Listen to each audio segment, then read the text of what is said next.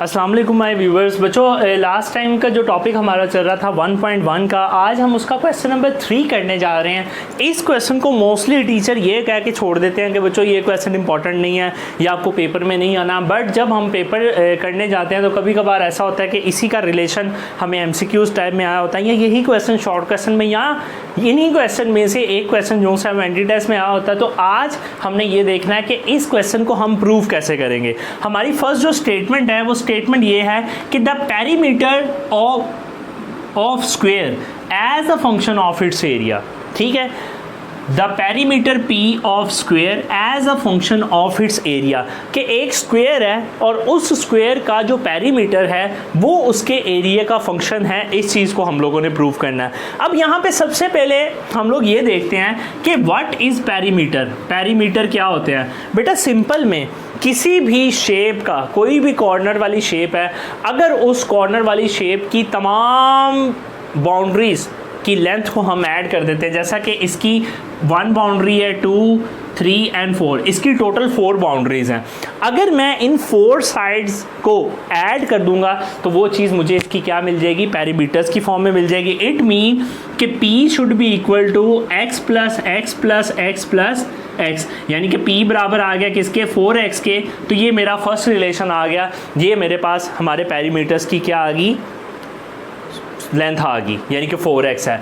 और किसी भी स्क्वायर का अगर हम लोग एरिया देखें तो एरिया बराबर होता है लेंथ मल्टीप्लाई बाय ब्रेथ के। तो आपको पता है यहाँ पे लेंथ भी x है और ब्रेथ भी x है, तो इसी के साथ जो एरिया होगा वो x स्क्वायर के इक्वल आ जाएगा। बट यहाँ पे P के अंदर जो है वो वैल्यू तो हमें x की चाहिए, यहाँ पे x स्क्वायर है, तो टेंशन आप लोगों ने नहीं लेनी। आप इसका क्या ले लें? Taking square root on both side. तो यहाँ से आपको x की वैल्यू मिल जाएगी स्क्वायर रूट ऑफ a की फॉर्म में। इसको आप पुट कर दें, पुट इन 1, तो ये आपके पास आ जाएगा P should be equal to 4 into square root of x।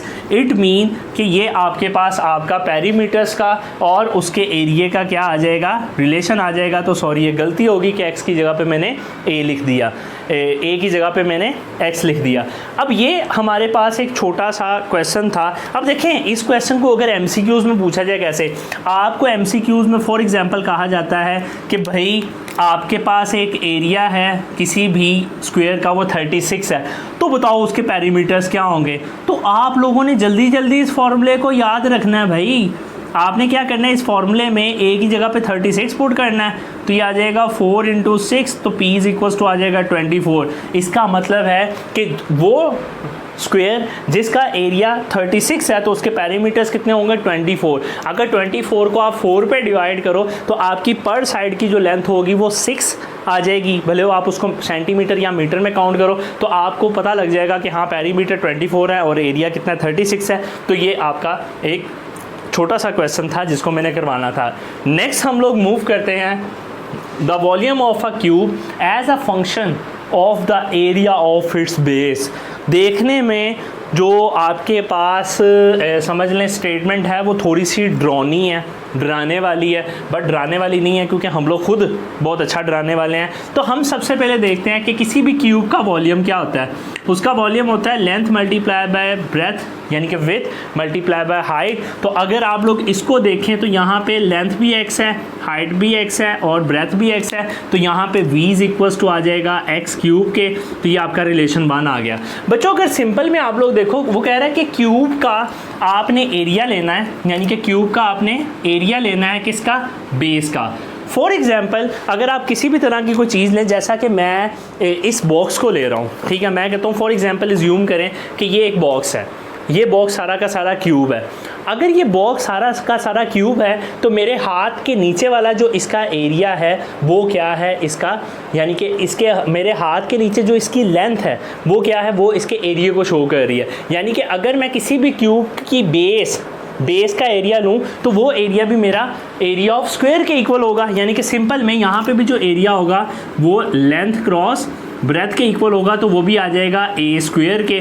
तो बच्चों, यहाँ से मैं x की वैल्यू लेता हूँ, तो taking square root on both side, तो x की value square root of a आ जाएगी। इसको पुट कर दो, पुट इन 1, तो जब आप 1 में इसको पुट करोगे तो v should be equal to square root of a और होल पावर 3, तो ये आपका आंसर आ जाएगा। मे भी आपकी बुक में उसने इसको एक्सपोनेंशियल फॉर्म में लिखा होगा कैसे, v should be equal to a की पावर 3/2, तो आप लोगों ने घबराना बिल्कुल भी नहीं है, आप लोगों ने इसको कंटिन्यू रखना है। अब इसी का जो पार्ट नंबर आप लोगों का 2 आता है, ठीक है, वो मैं जस्ट आप लोगों को बता देता हूँ, उसको आप लोगों ने खुद करना है कि किसी भी सर्कल के एरिया और उसके सरकमफ्रेंस के दरमियान में क्या बताएं, फंक्शन कायम करें। तो देखें ये आपके एरिया ऑफ सर्कल का फार्मूला मैंने लिख दिया है और ये आपके सर्कल के सरकमफ्रेंस का मैंने फार्मूला लिख दिया। तो आपने करना क्या है, आपने यहाँ से r की वैल्यू निकालनी है और उसको यहाँ पे पुट कर देना है इस r की जगह पे, तो आपका c और a दोनों एक दूसरे के मद्दे मुकाबिल आ जाएंगे एक फंक्शन की फॉर्म में।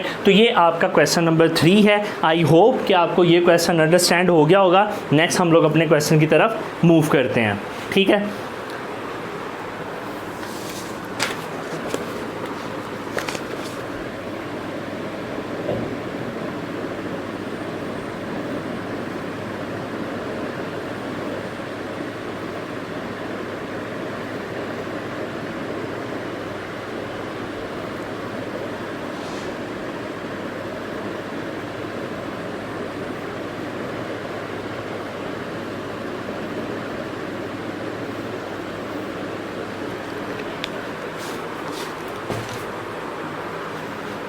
जी तो बच्चों क्वेश्चन नंबर 5 हमारे पास आता है, जिसका सोल्यूशन जो सा है वो हम लोगों ने तैयार करना है कि f of x should be equal to x cube minus a x square plus b x plus 1।